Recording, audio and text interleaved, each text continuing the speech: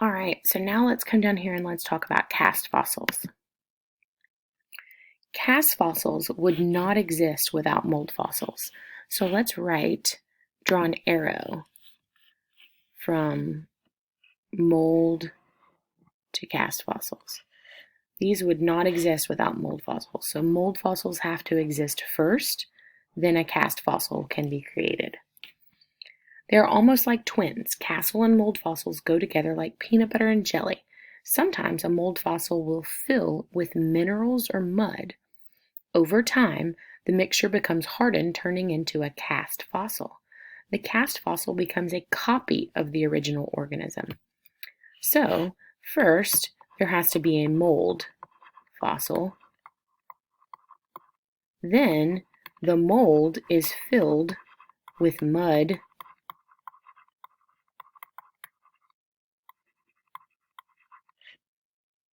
or minerals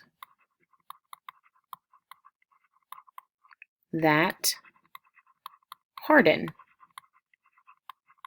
So kind of like a cast on your arm. They put something around your arm and it hardens.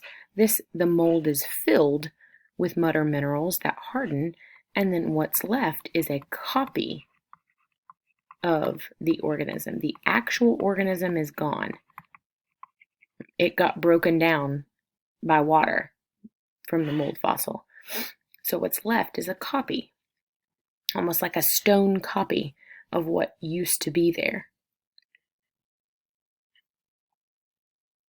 All right, and the last one is body fossil. Remember, you're writing all of this underneath on your journal. Body fossils, or also called true form fossils, are the remains of an entire organism such as a plant or animal. This type of fossil is formed when the organism dies and is buried by sediment. Eventually, soft parts decay and the hard parts are left behind. Hardened tree sap can trap insects and harden into amber. Woolly mammoths have been preserved for thousands of years in layers of frozen ice. So a body fossil, or a true form fossil, is the entire organism. Now we know when scientists or paleontologists dig up fossils, sometimes the entire organism isn't found, but it's when the entire organism dies and some of it, or most of it, or all of it even, becomes a fossil. This is the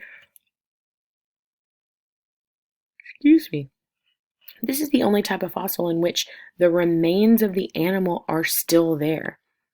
So animal remains or plant remains.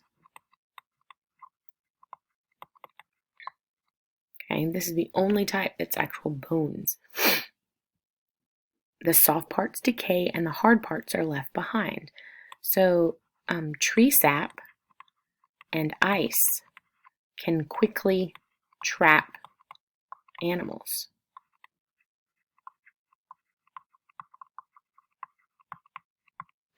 Have you ever seen Jurassic Park? They have an image of a mosquito in amber like this. That's how the scientists used the DNA from the blood inside the mosquito to create the dinosaurs. So if your parents will let you watch it, you can at least watch how they created it from this tree sap, this fossilized mosquito. It's pretty cool to think that that could be a possibility. All right, with your table group, you're going to do this. You're going to cut all these out and you're going to sort them in order. So an organism dies and the fossilization process begins. That picture is going to go here. Then an organism is buried with layers of sediment. Then, under layers of sediment, the organism's soft parts begin to decay. Then the sediment around the remains of the organism begins to harden and form a rock. The hard parts of the organism fossilize. Okay, so 1, 2, 3, 4. Sort and come back to find the answers. Pause the video here. Okay, first, a fish dies. then it becomes covered with sediment. Then the soft parts decay and the hard parts, or maybe a mold is left behind.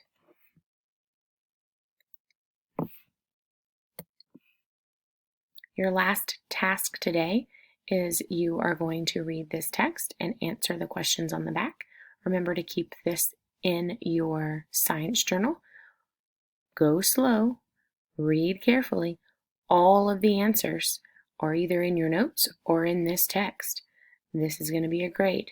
This is done independently, and keep it in your science folder.